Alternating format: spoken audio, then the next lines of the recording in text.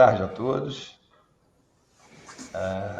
Foi me dada a dura missão de ser moderador desse time de craques aqui para um tema que é realmente bastante interessante, necessário que a gente faça.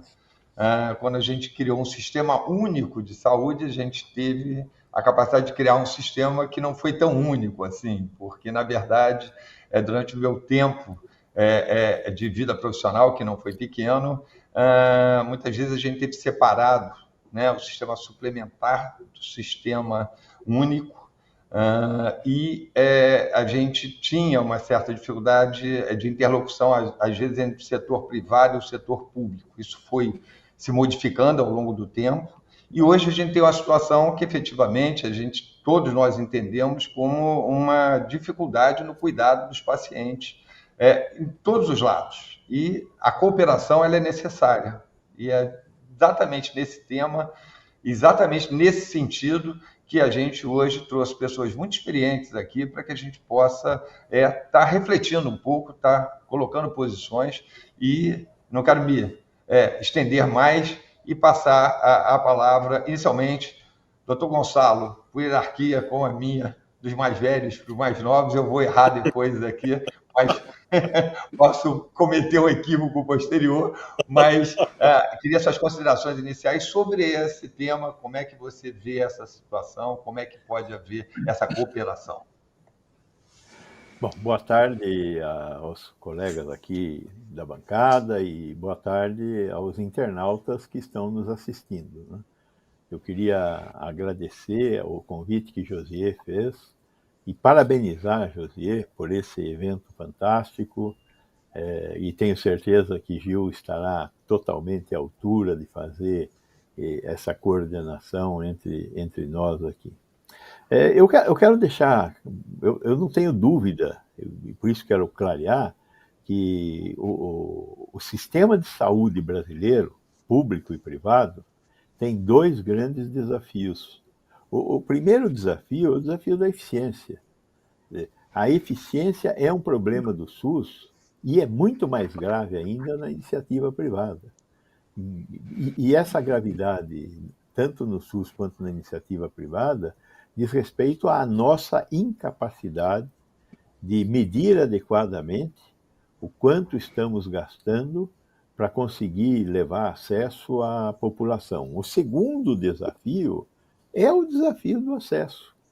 E o desafio do acesso, em parte, ele faz fronteira com a questão da eficiência, e, em parte, ele é fruto do não uso de ferramentas adequadas para fazer a avaliação de tecnologia, para fazer a inclusão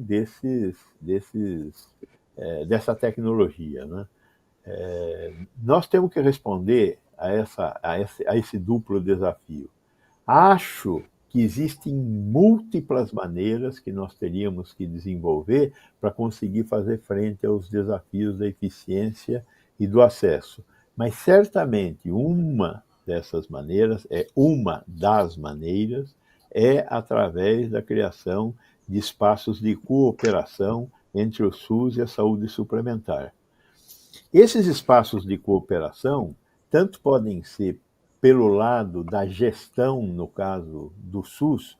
O SUS tem muitas dependências pela sua parte de esfera estatal. A esfera estatal brasileira é muito ineficiente e tem dificuldades imensas para fazer uma gestão adequada. E aí há um espaço muito grande de cooperação, não só entre a saúde suplementar, mas entre a saúde privada de uma forma geral, né? E essa complementação, ela pode ser obtida através do que nós temos assistido, através das PPPs, através das organizações sociais, que conseguem trazer para o SUS uma capacidade de mobilidade muito maior. Na questão do acesso à tecnologia, eu acho que nós temos que caminhar de alguma maneira, com alguma velocidade, para ter um sistema de acesso universal que seja único no país para garantir acesso à tecnologia, tanto no SUS quanto na iniciativa privada.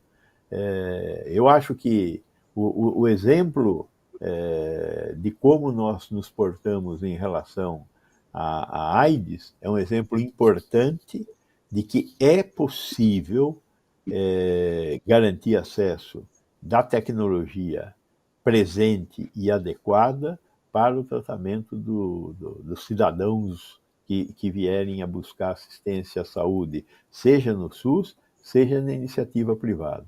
O que eu entendo é que não pode haver diferença de acesso para o público do SUS ou para o público da iniciativa privada. Nós temos que conseguir combater a judicialização com o único remédio aceitável. E o remédio aceitável é garantir o acesso com o uso adequado da avaliação de tecnologia em saúde. E acho que nós estamos no momento certo para iniciar essa discussão.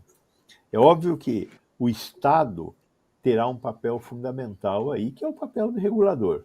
O papel de regulador tem que ser exercido pelo Estado. Não há como retirar o papel de regulador do Estado, seja nas formas de cooperação através da transferência da gestão para entidades privadas, seja a partir da questão da avaliação de tecnologia em saúde, onde a cooperação também será fundamental para garantir que a avaliação de tecnologia em saúde seja realizada com as melhores cabeças da nossa universidade, dos nossos centros de produção de tecnologia em saúde. Então, essa é uma visão bem geral, viu, que eu queria fazer para início da nossa conversa, e deixo aí para a gente discutir mais à frente. Perfeito, perfeito, perfeito. Passa a palavra agora. Eu criei um embaraço para mim, apontar agora numa ordem cronológica que eu acho que eu vou pegar o tema que você falou, que você tem ali, e vou passar aqui não mais pela idade, a idade paramos nós dois como os mais velhos, e passo a palavra agora então para o Nelson Tais. Nelson, suas considerações aí sobre isso.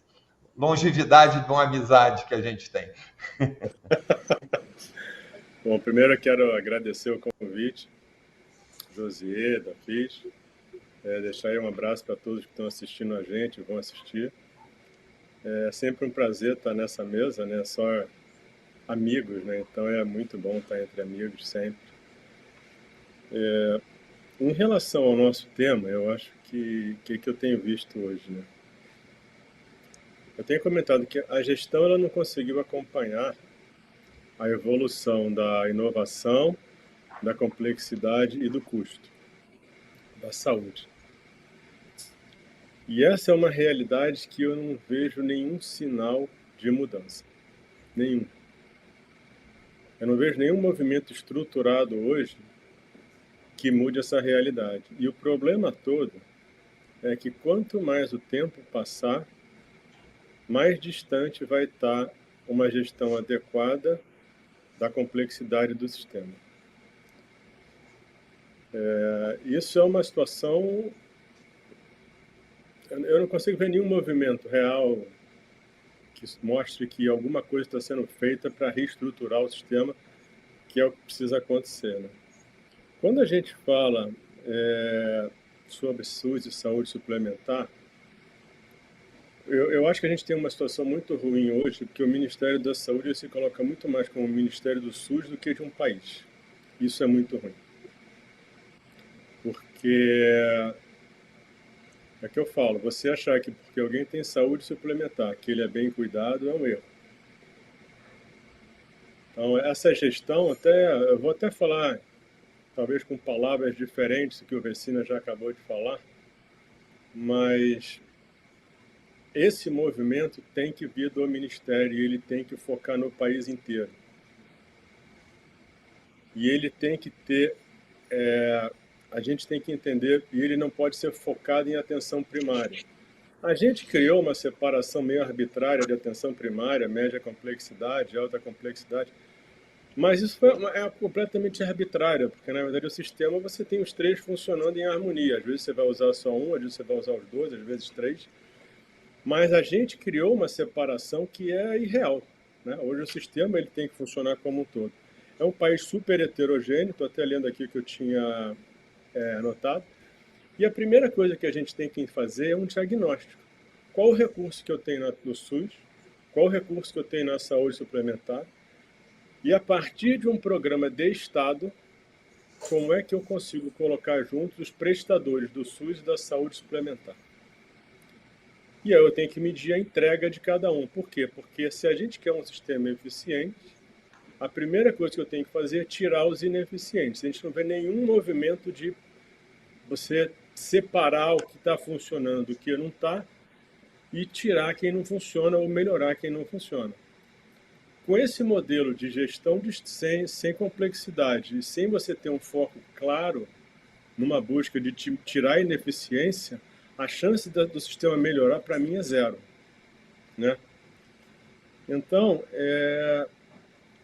hoje a gente teve... Eu estou participando daquele projeto de lei, né? Eu ajudo o pessoal do Legislativo, um projeto de lei que é para criar prevenção e controle de câncer no SUS. Teve até uma coisa legal, hoje pela manhã a Comissão de Assuntos Sociais aprovou o projeto, ele vai para votação no Senado agora em regime de urgência. Então a gente espera que isso seja aprovado até novembro, se tudo der certo.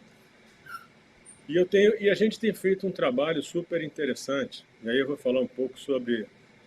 Se você olhar a heterogeneidade do país, é inacreditável. Quando a gente está tentando levantar, tem o Cláudio é a pessoa que está à frente disso, na parte de... Está visitando todos os NACONs e CACONs, né? São mais de 300, né? E está avaliando também, o Cláudio mexe com essa barra de orçamento, é tudo muito heterogêneo. Se você pegar a parte de financiamento hoje, que a gente está tentando ver o que seria um valor razoável para alocar no cuidado do câncer no SUS, no país.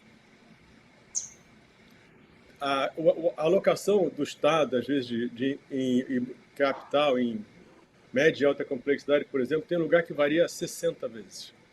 Então, o país é completamente desigual. Então, como é que tu vai buscar equidade num país que ele começa todo desigual? É um trabalho gigantesco, isso é um trabalho de longo prazo. Trabalho esse que eu te falei que eu não estou vendo agora.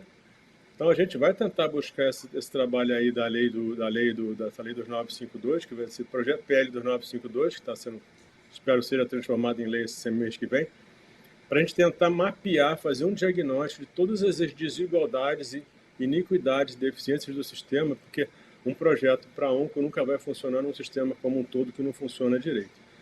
Então, a sensação que eu tenho hoje é essa. Primeiro, tem que entender como é que funciona cada um, tem que ter um projeto central, um projeto de Estado. O Vecina também fala isso direto. O projeto de saúde do país é um projeto de Estado. Ele não pode ser fragmentado, cada um faz uma coisa, cada um... Se não tiver uma cabeça pensante com estratégia, planejamento, quando você engloba todos os players, não dá nem para começar a mudar a estrutura e a eficiência do sistema. Então, isso é como eu estou vendo o sistema hoje. A gente pode falar um pouco mais de coisas específicas de saúde suplementar e SUS. Sempre vai ter exemplos pontuais. A gente está aqui discutindo um sistema, não está discutindo coisas isoladas que deram certo. Mais ou menos isso para começar, Gil. Perfeito. Jorge Oliveira, sua posição. Muito obrigado à organização pelo convite. É uma honra estar aqui com pessoas tão qualificadas, né, nessa mesa. Fico feliz aqui de ver posições convergentes aí do Dr. Gonçalo e do ministro Tais sobre questões que eu também pontuo como necessárias. E eu tratar de uma forma um pouco mais prática do que seria essa questão da integração. Em primeiro lugar, nós temos que eliminar preconceitos, né? Eu acho que hoje ainda temos preconceitos de pensadores do SUS em relação à saúde suplementar, e também o contrário também é verdade, né? A gente tem o SUS, nada no SUS presta, tem muita gente que pensa assim, e essa não é uma verdade, né? Absolutamente não é a verdade. Independente de a gente dizer que temos pontos que são pontos de excelência, Mas nós temos políticas globais de excelência também, como o doutor Gonçalo citou, da AIDS, né, do combate à AIDS. Então, é o primeiro ponto, eu acho que a gente precisa, na sociedade, eliminar esse preconceito, de que um não faz nada e que o outro é melhor do que tudo. De ponto de vista prático, eu acho que a gente precisa ter também, convergindo aí com o doutor Gonçalo, uma agência única de incorporação de tecnologia. Não adianta a gente estar pensando aqui em incorporar uma tecnologia para a saúde suplementar se ela está fora do SUS. Olha, o sistema é universal, né? A saúde suplementar, ela é, na realidade, suplementar. O SUS é que tem que ser o mais completo, o mais eficiente, né? O mais amplo possível. Então, eu acho que essa questão de uma agência única de incorporação de tecnologia, nos moldes de incluir grandes cientistas, grandes pensadores, né, e também pessoas que entendam de orçamento público e privado. Não adianta pensar em incorporar na velocidade que nós estamos incorporando se a gente não tem dinheiro para pagar. Então, um evento recente que eu participei com o Dr. Nelson, ele cita, olha, o sistema não vai quebrar porque vai reduzir o acesso. Né? Lá na frente, quando faltar dinheiro, o que vai acontecer? Vai se reduzir o acesso. Acho que, do ponto de vista de sistemas, a gente precisa pensar em interoperabilidade, precisa pensar também na informação de saúde, que todo mundo chama de prontuário único, um prontuário, mas precisamos ter informações de saúde do cidadão. E eu costumo dizer que nós, que somos um país em desenvolvimento, mas que temos talvez o melhor sistema bancário do mundo, nós somos capazes de fazer isso. E se somos capazes de fazer isso, esse projeto, esse trabalho precisa ter pai e mãe, né? Ele precisa ter alguém que coordene. E eu acho que o Ministério da Saúde pode ter alguma integração com ciência e tecnologia, mas tem que ter uma participação efetiva na produção desse tipo de informação. Acho também que a gente precisa ter uma ampliação na saúde suplementar nos moldes que existem em outros países. Você pode ter um plano de saúde ambulatorial que não cubra tudo, que não vá cobrir tratamento de câncer, que não vá cobrir, mas ele já facilita o acesso, já desonera um pouco o SUS. Então, qualquer contribuição nesse sentido de ampliar a participação do cidadão no acesso à saúde suplementar, eu acho também que é muito positivo e isso é uma coisa que converge favoravelmente a ambos os sistemas. Do ponto de vista que a gente tem discutido muito ultimamente, tanto na saúde suplementar como no Sistema Único de Saúde, é a questão das doenças raras, né? Elas nos comovem, elas fazem com que nós pensemos, olha, e se fosse eu, se fosse alguém da minha família? E quando a gente entra nessa vibe aí de pensar, né, com o coração ao invés de pensar com o cérebro, a gente vai acabar cometendo desatinos. E hoje nós temos um sistema de saúde suplementar, por exemplo, que tem cerca de 80% das operadoras de pequeno porte, pequeno e médio porte. Então, uma doença rara, um tratamento de uma doença rara numa empresa de 80, 100 mil vidas pode quebrar essa empresa. Porque o sistema, o equilíbrio econômico-financeiro é muito tênue. Né? A gente, na saúde suplementar, a gente combina prestação de serviços com seguro. Então, além de segurar aquela alta complexidade e aquelas coisas que estão sendo incorporadas, a gente também presta o serviço do dia a dia. Então, os custos são muito elevados, embora também considere corretas as palavras do Gonçalo, que a saúde suplementar não é eficiente. Gasta muito e gasta mal. Né? Embora, comparado com outros países, esse gasto ainda seja pequeno. Né? Acho que, nesse contexto, nós poderíamos pensar num fundo público, num fundo com recursos de orçamento, e aqui já vai até uma ideia, né, de criar um fundo para a cobertura dessas doenças raras. A empresa, para se habilitar nesse fundo, teria que cumprir determinados requisitos. Mas, por exemplo, hoje, o Sistema Único de Saúde já cobra da saúde suplementar nos últimos 4 anos foi uma média de 1,2 bilhões de reais por ano de ressarcimento ao SUS. Ou seja, aquele cidadão que usa um serviço do SUS, a operadora a que ele está vinculada recebe essa cobrança e tem que pagar.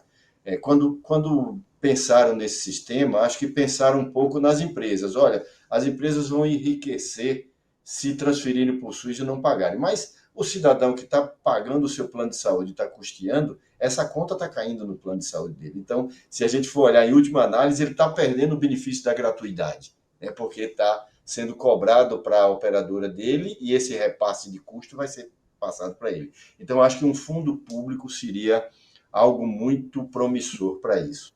E, por último, eu acho que no tema judicialização, que é um tema que está afetando tanto a saúde pública como a saúde privada, eu acho que precisa ter um movimento no sentido de fazer uma conscientização do judiciário, porque não é possível que as coisas continuem dessa forma. Eu acho que a ANS tem que trabalhar na conscientização do Poder Judiciário, o Ministério da Saúde, Procuradoria da República, quem quer que seja, tem que também trabalhar nesse movimento de fazer uma conscientização coletiva do Judiciário para que a gente evite esses custos estratosféricos que estão acontecendo. Já li um artigo uma vez que o articulista dizia, não me lembro o nome, que toda vez que você entra na justiça para ter um benefício que você não teria direito, você está afetando a coletividade e você está arrombando a porta da regulação, da regulamentação, quando você entra com esses procedimentos judiciais.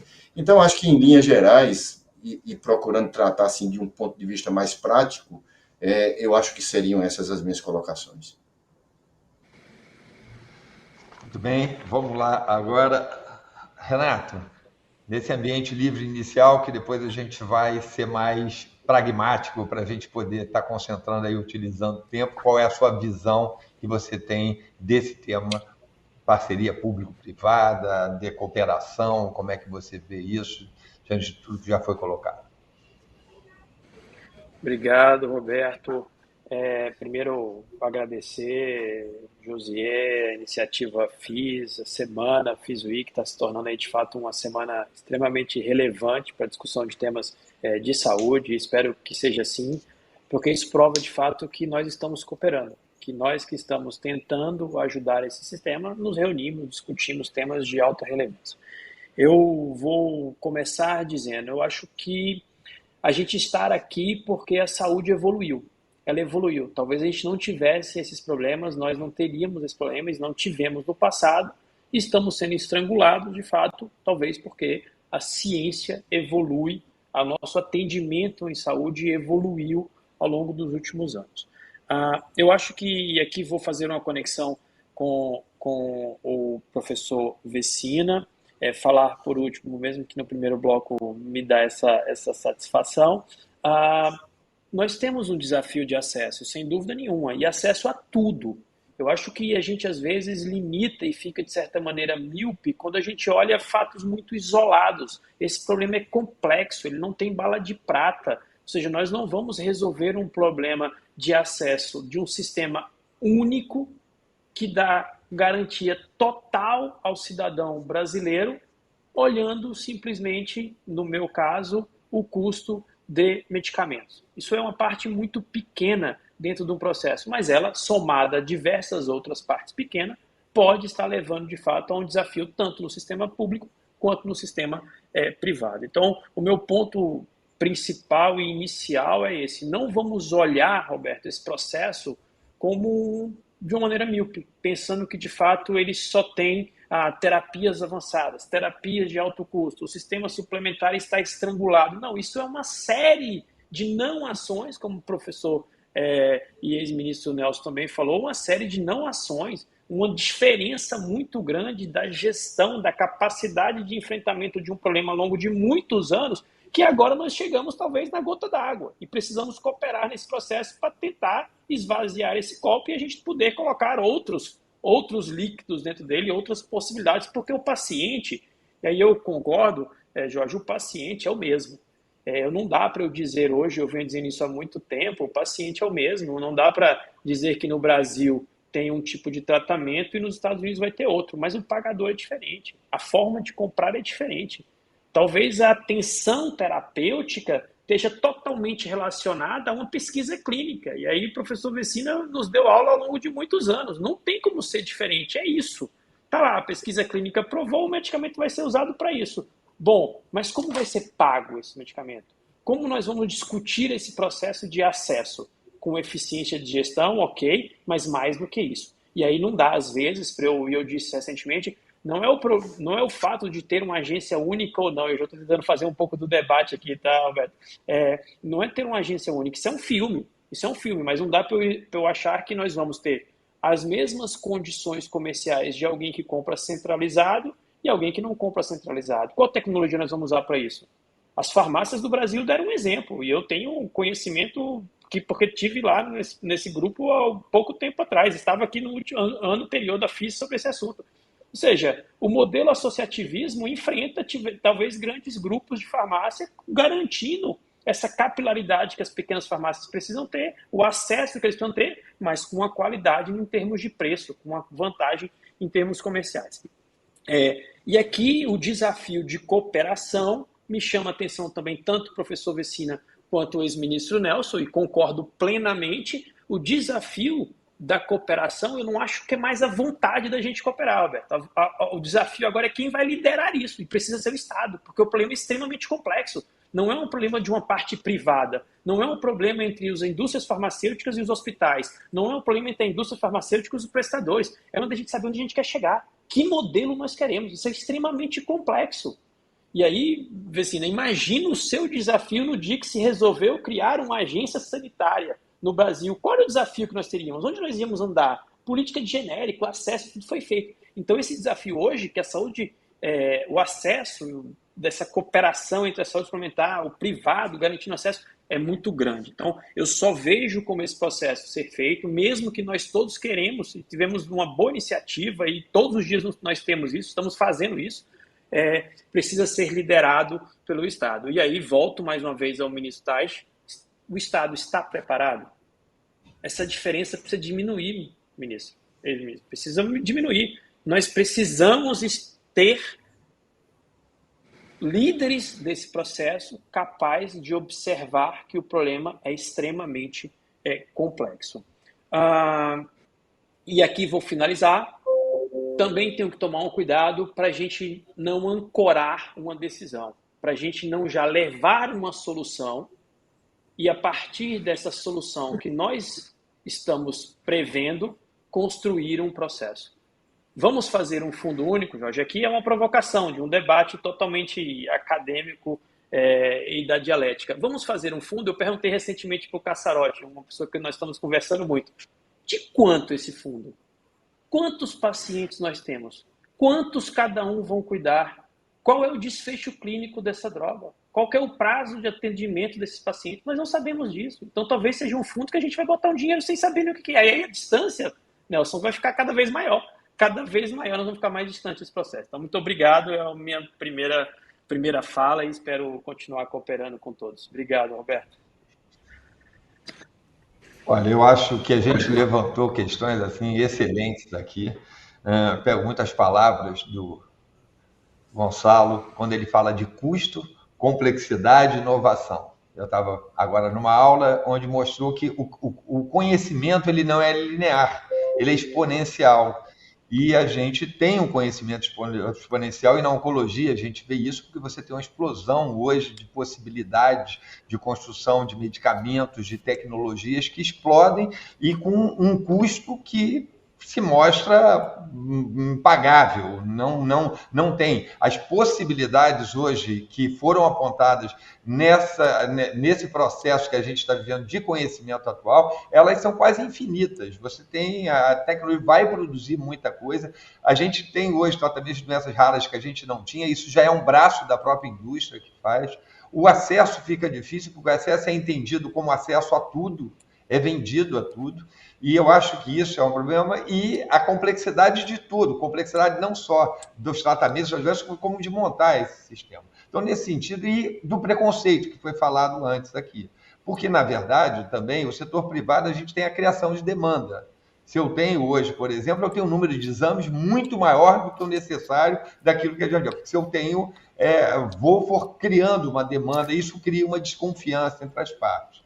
Como a gente consegue hoje, e aí cada um de vocês fala, como é que a gente consegue hoje? Porque hoje eu tenho na instituição de uma instituição pública. Eu faço exames e eu não tenho custo, meu custo às vezes não é competitivo com o custo que eu poderia fazer em outro setor. Como eu consigo hoje conciliar possibilidades, como vocês veem essa harmonização entre serviços que podem ser prestados pelo setor, sem que eu transfira todo o conhecimento para esse setor privado, que ele passe a ter o domínio e depois o controle de preço. Como é que vocês veem hoje essa ação colaborativa entre as partes? Da mesma forma, o cartel, por exemplo, é um processo hoje que a gente pode fazer no setor público, hoje muito mais barato do que a gente faz no setor privado.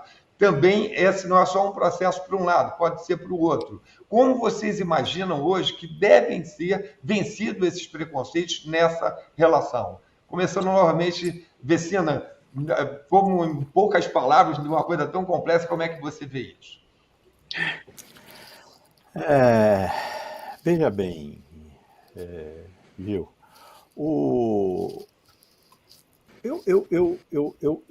eu vejo alguns exemplos que são exemplos que nós vamos ter que perseguir para conseguir reestruturar o processo de assistência à saúde no Brasil.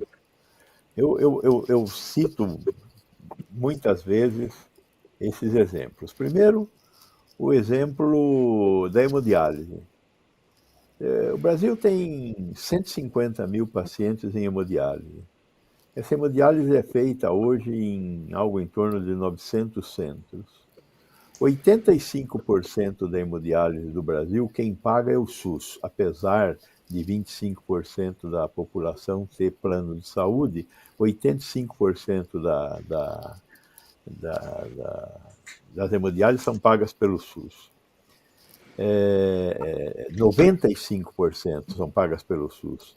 Agora, desses 900 centros, 85% deles são privados. Apenas 15% dos centros de hemodiálise são estatais, estão em hospitais estatais. Então, qual é a lição que sai daí? A lição que sai daí é que temos algo a aprender, como é que faz para fazer uma rede que atende 150 mil pessoas no país inteiro, do Nordeste, no Norte. Tem problemas nessa rede? Tem problemas nessa rede. Tem problemas de acesso, tem problemas de diferença de resultado final, mas, na média, nós estamos conseguindo dar resposta a isso. Com uma relação entre o público e o privado, e com o funcionamento do SUS e do privado, de uma maneira muito interessante. É lógico que de vez em quando pipoca, mas estamos levando. Um outro exemplo que eu acho que é chamativo, há uns 15, 20 anos atrás, um pouquinho mais talvez, se você falasse que queria fazer uma insulina glicada no SUS, não podia. Por quê? Porque era muito caro, ninguém fazia. Hoje você consegue fazer qualquer exame no SUS, inclusive os mais sofisticados. Quero saber hormônio, quero saber imunoglobulina. A grande, imensa, 99% dos exames que qualquer médico pede, você pode pedir no SUS hoje, que vai ser pago. Tem lá 1% dos exames muito sofisticados para essas doenças raras que o SUS ainda não faz. E essas coisas da medicina genética. Mas é uma questão de tempo. O que mudou? Mudou a capacidade da indústria realizar exames com escalas econômicas fenomenais, que fez com que o custo dos exames de laboratório caísse. E você conhece alguém que discute hoje a construção de um laboratório clínico estatal? Eu não conheço. Né? Ao contrário, né, eu vejo cada vez mais as grandes redes privadas de laboratório assumindo a gestão de laboratórios que até pouco tempo atrás eram laboratórios estatais. Ou então de laboratórios estatais que estão tendo comportamento de laboratórios privados. Eu vejo aqui no HC o que aconteceu com a área de laboratório. Houve uma evolução fantástica na área de laboratório, que passou por cima dessas preocupações que o Jorge colocou, de preconceitos. Como é que os preconceitos foram vencidos? Pela realidade. Né?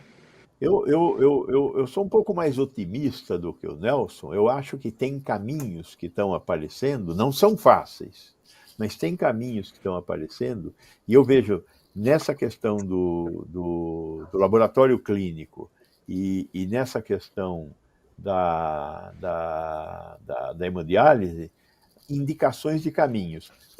Em comum, nós temos nesses dois caminhos muita tecnologia da informação, temos muita interoperabilidade, temos muita rapidez na troca de dados. Quer dizer, então, esses condimentos que são meio adjetivos, eles devem ser transformados em substantivos, porque o caminho está indicando que eles são fundamentais para a gente conseguir achar essas soluções diferentes e novas. Perfeito. Nelson, você foi citado, como é que você vê aí, você acha como é que está isso, como é que você entende essas questões? Eu ainda acho que o ideal é você, como governo, identificar quais as necessidades da sociedade. Porque hoje o grande problema que a gente tem é o seguinte: você tem que identificar quais são os problemas, qual é o tamanho deles e como eles se comparam, e normalmente por que tem alguma solução que foi criada que não deu certo. Porque hoje o que você mais tem são propostas e projetos que são perfeitos na teoria, mas não acontecem nunca na prática. Né? Quando a gente fala isso que o Essênio estava falando, por exemplo, a gente tem coisas que são muito ligadas a um advocacy muito forte, que foi o caso da AIDS. O que acontece na prática? Quando você, como governo, não consegue definir as prioridades, o sistema define. E aí quem tem mais força leva. E aí o advocacy group passa a ser muito forte, tudo isso. Então a minha coisa... E você às vezes tem um problema, e aí eu digo, você, como gestor, você tem que entender o sistema como um todo. Até para você definir o que você quer fazer. Aquilo que ele comentou. A diálise hoje, essencialmente, ela é SUS. A primeira pergunta que eu me faço é o seguinte: será que ela é SUS porque ela não dá lucro bastante para implementar? Ou porque isso foi uma política que prevaleceu? Entendeu? Então, você tem que fazer essas perguntas todo o tempo todo.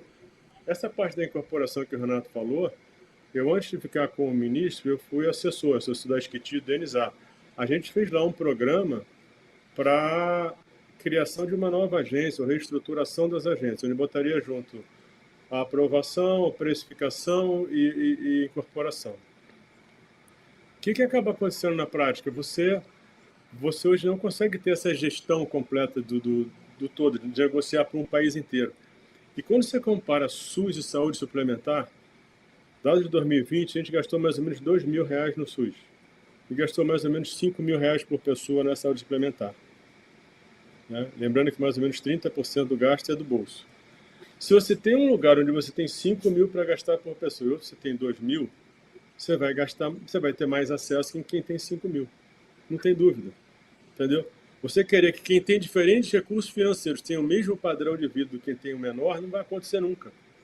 Então quem tem que se superar é o SUS. Para conseguir entregar, talvez, numa escala de... Eu tenho escala de compra, eu tenho isso, eu vou conseguir compensar o meu recurso inferior para entregar mais. Isso até que o Jorge comentou, também, de você criar um fundo específico para doença rara, por exemplo, não vai ter dinheiro para tudo, você vai ter que fazer escolha do mesmo jeito. A escolha é inevitável. Quando você não faz escolha como gestor público, alguém decide por você. E pior que ela não decide por você, ela decide pela sociedade. E aí você tem uma iniquidade cada vez maior. Então, esse tipo de... Você vai ter situações, né? Você vê...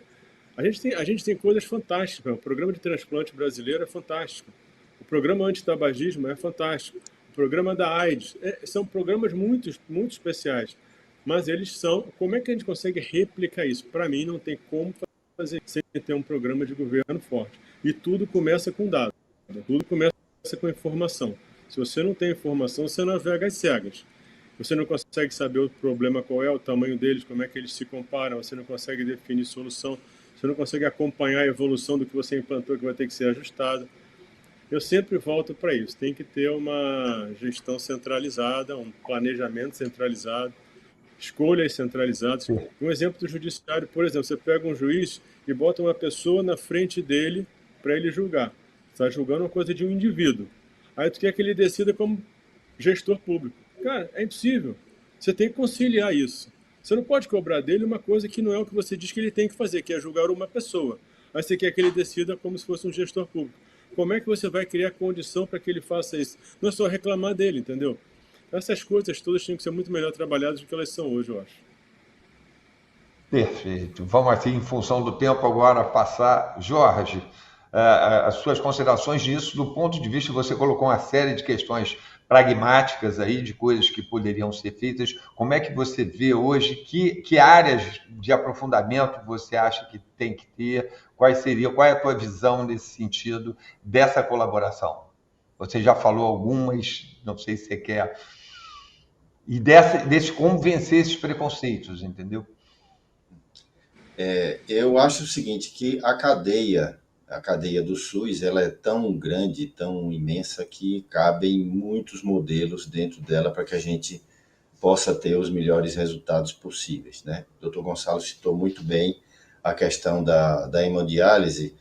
No meu modo de entender, até a maior prevalência do pagamento pelo SUS, talvez, não sou epidemiologista, não conheço muito profundamente, mas acho que as pessoas que estão em diálise no Brasil são prevalentemente pessoas usuárias do Sistema Único de Saúde que não têm acesso à saúde suplementar, é outro tipo de processo, né? Porque são pessoas, a gente vê isso aqui muito na Bahia. Nós operamos uma parceria público-privada aqui do Hospital do Subúrbio, que é um case de sucesso nacional e internacional, mas a gente vê lá no hospital a quantidade de pacientes que chega, né, com desequilíbrio da sua parte renal, né, e pessoas que nunca detectaram que tinham uma doença renal, né, e já chegam em quadro às vezes de choque e tal, e vão ser tratadas essas pessoas, e que muitas vezes ficam muito mais tempo do que deveriam no hospital, porque não tem matrícula para fazer na rede pública, né, na rede pública não, na rede de prestadores de serviço de hemodiálise. Então, esses são, digamos assim, são as pequenas tragédias que a gente vê dentro do nosso modelo e que, infelizmente, elas ainda acontecem, né? Está dentro, talvez, desse percentual que o Dr. Gonçalo falou do que não se resolve. Mas acho que o modelo das parcerias público-privada, o modelo de o SUS utilizar sem precisar fazer uma parceria público-privada, ou usar leitos que estejam, digamos assim, ociosos, né? É evidente que a gente está falando de coisas pontuais, mas eu considero que, em termos de solução ou de avanço nesse contexto, é muito mais de termos políticas públicas mais bem pensadas, né? Eu acho que é evidente que sempre vamos ter que fazer escolhas, não é, Renato? Você colocou a questão do fundo, né? Sempre vamos ter que fazer escolhas, né? Dá para cobrir todas as doenças raras? Dá para cobrir 100%? Eu acho que não. Mas se qualquer avanço nesse setor, eu acho importante, né? E tirar a pressão da mídia, a pressão... A gente tem agora, recentemente, um novo caso na saúde suplementar, que chegou a ultrapassar, às vezes, custo de oncologia em algumas operadoras, que é o transtorno do espectro autista, que simplesmente paraquedaram uma legislação que diz que tem que cobrir tudo, tem que cobrir método ABA, Denver, isso, aquilo, e aí já existem os exageros em torno disso para poder fazer esses tratamentos, né? Porque aí caem regras, às vezes, de mercado ou de um mercado não muito, de posições não muito republicanas, né? Mas acho que precisamos realmente aproveitar os modelos existentes, os modelos das organizações sociais, aquelas que não frequentam as páginas policiais, né? O modelo das parcerias público-privada e evoluir muito nas políticas públicas. Eu acho que temos aí pessoas muito mais capacitadas para discutir esses aspectos do que eu aqui especificamente. Mas acho que minha posição é basicamente essa. Renato, também pegando um pouquinho no que o Nelson falou, dessa dissociação entre setor especializado ou o Programa Nacional de Atenção Especializada hoje focou muito olhar também para a atenção básica, o setor privado às vezes olha muito na prestação de serviços de tratamento e os programas às vezes questionam um pouco as questões pela interoperabilidade, mas como é que você vê hoje essa integração maior também nessa atenção mais sistêmica da saúde, como o Nelson falou, dentro de uma perspectiva global ali, como é que você entende a participação do setor privado também nesse processo de promoção de saúde, como é que você vê essa questão? Bom, primeiro eu vou reforçar, acho que um ponto que a gente podemos estar concluindo, e eu estou concluindo na minha mente. Eu acho que, de fato, a gestão de saúde, ela precisa, talvez, ser centralizada. A gente pode, depois, discutir como que ela vai ser executada, mas a gente precisa decidir bem aonde o país vai colocar os seus recursos. São nas doenças que trazem mais dano aos pacientes? São nas doenças mais imediatas, que têm uma opção de resolutividade maior? Eu dou meu exemplo pessoal, eu tenho uma alergia. E eu descobri há poucos anos atrás que a alergia é o nível 0 do bombeiro. Eu não sabia, Vecina, isso. É o nível 0. Por quê? Porque chegou, deu uma adrenalina, deu uma cortisona, salvou 100%. E eu quase morri uma vez, muito pouco, saturação muito alta. Ou seja, a gente vai fazer isso em tudo da saúde, porque a gente talvez esteja jogando dinheiro no que não está correto. E aí, o setor privado, a indústria farmacêutica, olha para tudo. Nós não olhamos só para terapia avançada. E esse é o filme que eu estou tentando contar aqui um pouco. Parece que o assunto do momento é terapia avançada. Ela sempre existiu. Medicamentos de terapia avançada são uma classificação de uma inovação radical muito fronteiriça, que hoje nós podemos estar chegando na cura. Quanto vale a cura? A comparação hoje é que a gente faz sobre quê? Sobre um antigo tratamento ou sobre uma pessoa operativa para o resto da vida, onde as pessoas estão vivendo 80 anos? Como é que a gente toma essas decisões? Isso é extremamente importante, senão a gente de fato fica tateando. E o que o ministro Nelson traz, na minha técnica, nada mais é do que uma boa avaliação de impacto regulatório, Jorge. Nós precisamos fazer isso, sentar, dar dados, informações, ter sim interoperabilidade. Como é que eu vou discutir custo de um desfecho clínico se a ANS não tem nas suas tabelas o CID? Porque os médicos podem não colocar o CID. Aí nós vamos falar de interoperabilidade como? Qual é o desfecho? Por quanto tempo? Qual o custo? Nós não temos isso. Então, nós temos saúde primária sim, primary care existe. Como que nós fazemos isso de uma maneira eficiente? Como que eu evito um parto precoce? Existe medicamento, terapia para isso. A gente está usando isso bem? Nós estamos usando o sistema de vacinação adequadamente? Eu acabei de escutar recentemente na CBN, a Austrália vai erradicar a HPV. E nós temos uma vacina incorporada. Ou seja, quanto custa isso para o sistema depois? Então, assim, nós precisamos juntar essas forças, falar de fato, não só numa cooperação, e aí eu vou fazer uma provocação para a FIS para o ano que vem, mas numa execução conjunta de atividades. E a Interfarma está fazendo isso, professor Alberto. Nós estamos chamando os hospitais e perguntando o que é que o sistema da indústria farmacêutica pode fazer pelos hospitais. Isso é um problema financeiro? Jorge, ou não é um problema financeiro? Nós estamos fazendo protocolos adequados, estamos usando adequadamente ou não estamos usando adequadamente? Nós temos um problema de indústria que inova e inova rápido, e assim vai ser, porque é difícil a gente parar as universidades do mundo e ninguém quer fazer isso. Se alguém descobrir a cura para as doenças, nós vamos querer que todo mundo tenha acesso. Esse é o problema. A gente está evoluindo mais rápido do que a nossa capacidade econômica de fazer frente a isso. E aí os desafios, mais uma vez, Roberto, se expandem. Se o Jorge falou que o sistema de saúde é gigantesco, tem muitos problemas, é muito grande, imagina que nós estamos falando de uma carga tributária, por exemplo, para dizer que a gente vai para fora do sistema de saúde para resolver esse problema, de 46%. E de um país dolarizado, uma tecnologia que não é feita no Brasil. E quando a gente quer fazer inovação aqui, fazer pesquisa clínica aqui, ajudar o sistema de inovação no Brasil, nós temos também uma grande dificuldade. Estamos tentando aprovar hoje o projeto de lei de pesquisa clínica no parlamento. Ou seja, se eu não fizer isso, o medicamento já chega aqui 5 vezes o dólar, né? O valor é de lá. E depois ainda coloco mais 46% de imposto. Se a gente fizer esse cálculo, eu garanto a você, e a Interpharma fez isso aqui para alguns produtos, nós temos um dos produtos mais baratos do mundo, ministro Nelson, dos mais baratos do mundo.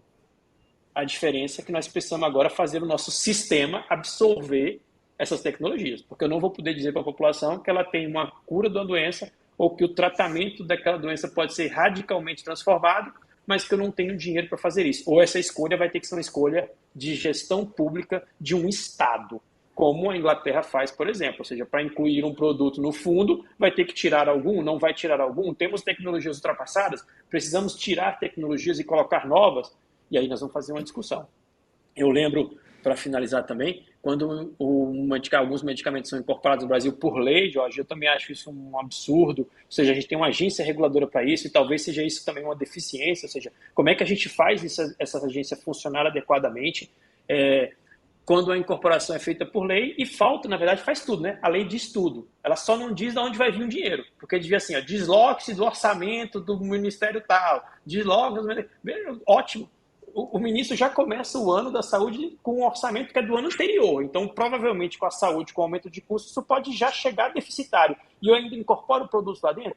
Então, nós temos um modelo completamente anacrônico, e nós vamos ter que enfrentar essa situação. E, mais uma vez, acho que é a gota d'água de um sistema extremamente complexo que foi carregando por si pequenas falhas, e agora nós estamos diante de um problema absolutamente crítico e que devemos enfrentar com muita força. Então, estamos totalmente à disposição, a Interpharm, vamos fazer isso não só com os hospitais, como a Abrange, e com a saúde suplementar também, convidamos todos, vamos fazer um workshop mesmo, Jorge, para entender o que a gente pode fazer por todo o sistema nesse processo.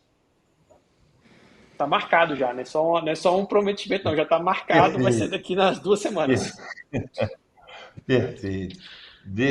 Assim a gente tem um horário, né? Então, Bessiana, a sua visão nesse sentido, você acha que a gente caminha num processo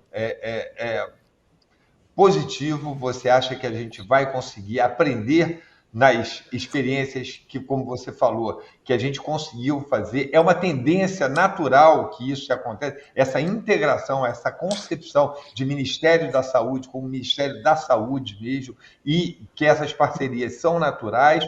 Você acha que a gente ainda vai enfrentar muita resistência? Qual é a sua visão como uma pessoa que viveu isso por dentro durante muito tempo? Bom, eu já disse aqui que eu sou um sujeito que tem uma visão otimista de futuro, mas é óbvio que essa visão otimista depende de como o futuro for se revelando. Eu acho que depois do desastre que foram os últimos 4 anos, nós estamos vivendo um momento de reconstrução da capacidade de realização pública no país, né? É lógico que a expectativa que nós tínhamos pré-guerra da Ucrânia era uma expectativa de que os custos do petróleo eram mais ou menos adequados, que o preço do trigo no mercado mundial não ia estourar, e é óbvio que nós passamos por um momento que isso tudo foi por terra, né? E agora, com a guerra no Oriente Médio, a probabilidade de tudo isso estourar é muito maior. Então, depende do ambiente em que nós estivermos tratando, o ambiente externo ao Brasil e ambiente interno ao Brasil.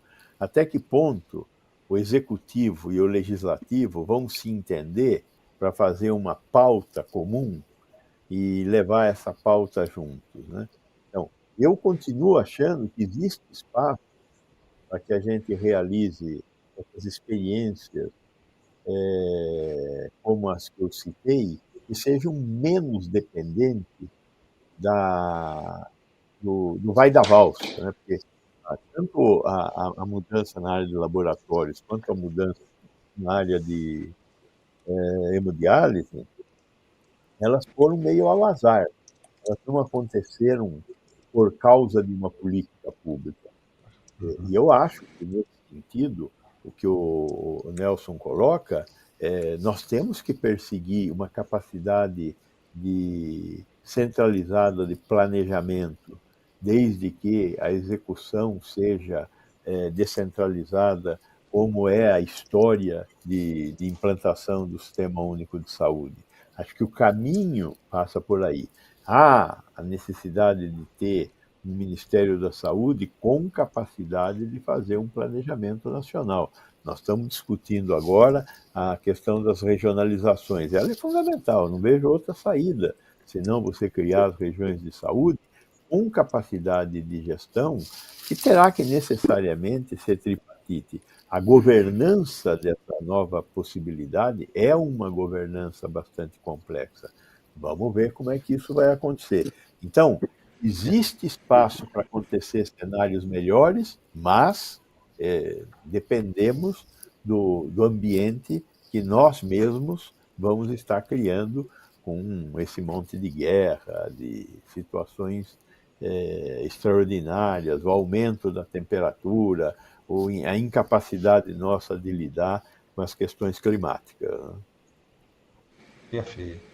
Nelson, você hoje tem uma experiência de também assessorar o legislativo e, às vezes, existe uma certa distância, uma certa falta de... Como é que você vê hoje, na ideia que você tem hoje? Você está participando de uma construção de uma política específica de uma área determinada. Como é que você vê hoje essa interlocução? Como é que você acha da concretização? Uma coisa é você aprovar a lei, outra coisa é ela realmente ser efetivada. Você acha que acredita que isso, e tem esse componente, pelo menos na política de câncer que você está colocando ali, como é que você vê hoje a gente está... Porque você foi pessimista antes, você acha que a gente está distante disso, mas ao mesmo tempo você está querendo legislar e provocar. Como é que você vê isso nas suas considerações, como é que você coloca essa posição?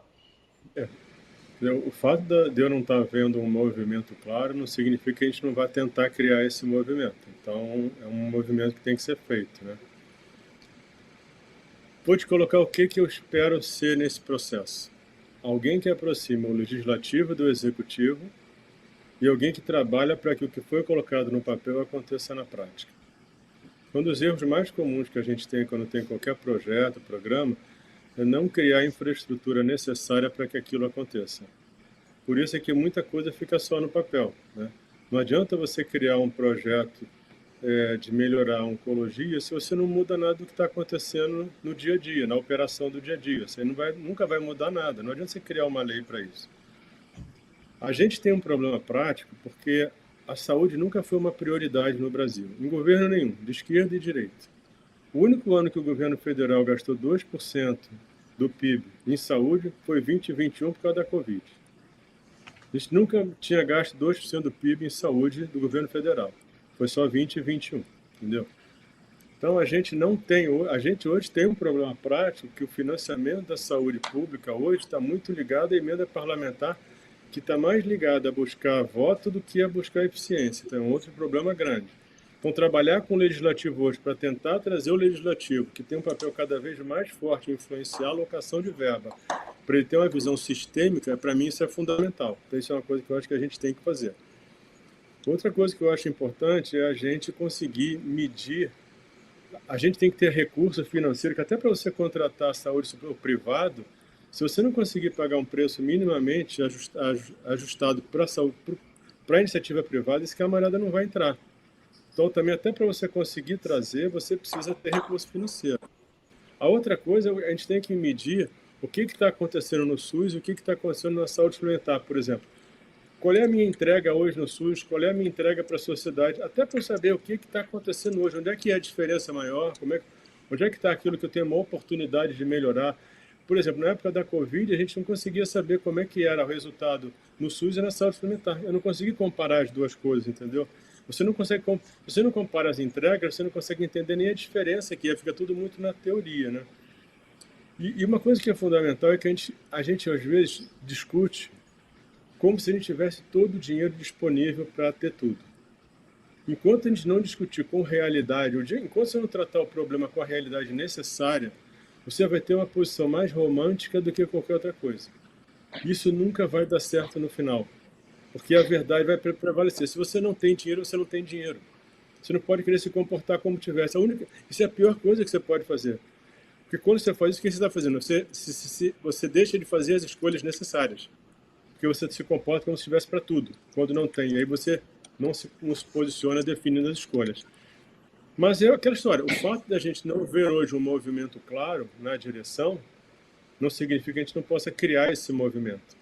Acho que a nossa função hoje é muito de tentar trabalhar legislativo, executivo, judiciário, órgão de controle, para trazer um trabalho em conjunto para que a gente possa criar uma política de longo prazo para a saúde. Não vejo isso hoje, mas espero que a gente consiga construir isso, de verdade. Perfeito. Jorge, você coloca sempre questões concretas de você ver, e você vê hoje, quer dizer, você acha que aumentou o diálogo, você hoje consegue ter um diálogo melhor, você consegue hoje sentir hoje que a escuta hoje do governo hoje é maior ao setor privado do que era antes. Você acha que a gente está caminhando positivamente para que experiências possam ser concretizadas, ou ainda muita desconfiança mais do que deveria ter?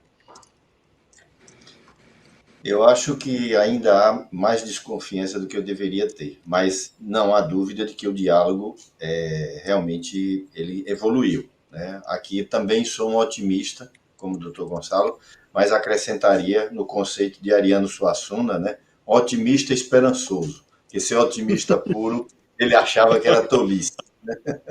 Entendeu? Então, um otimista esperançoso. Acho que melhorou realmente o diálogo, mas concordo com o Dr. Nelson aí que a gente não pode ter esse estabelecimento de políticas tão dissociadas de uma ideia central, né? Nós teríamos como moderador aqui o Dr. Luizinho, né?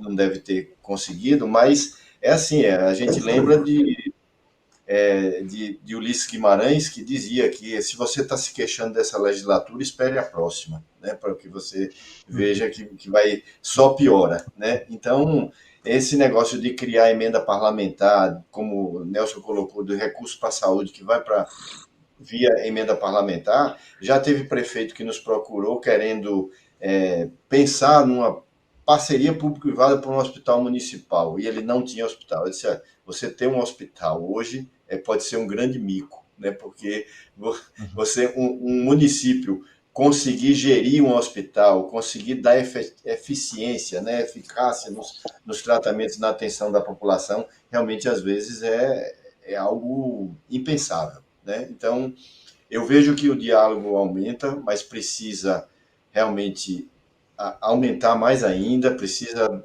reduzir muito ruído, e acho que falta realmente um pensamento, né, um pensamento mais centralizado no que diz respeito à política de saúde. Concordo também que uma coisa é a gente dizer que pensar como rico sem ser rico, né? A gente vê na vida cotidiana, inclusive na vida privada de muita gente, essas tragédias, né? Então, pensando como país, eu também avaliaria essa questão de tentar conduzir a coisa para um eixo. Tem que ter um eixo de pensamento. O cidadão é um só, né? Seja ele do sistema de saúde suplementar, seja ele da saúde do SUS, mas é um cidadão brasileiro que precisa de ter suas atenções seus problemas resolvidos, né? Mas dentro de critérios de parcimônia né, e de um pensamento mais central em termos de política pública. A saúde suplementar, muitas vezes o defeito da saúde suplementar na gestão das suas carteiras é não pensar como uma política pública de saúde. Eu tenho que pensar nos meus beneficiários, mas tenho que pensar eles inseridos num conceito de política pública também. Afinal de contas, os recursos são de todos ali. Basicamente, eu acho que, no meu modo de entender, a gente evolui, mas precisa evoluir mais rápido e dentro desses critérios que eu aqui coloquei.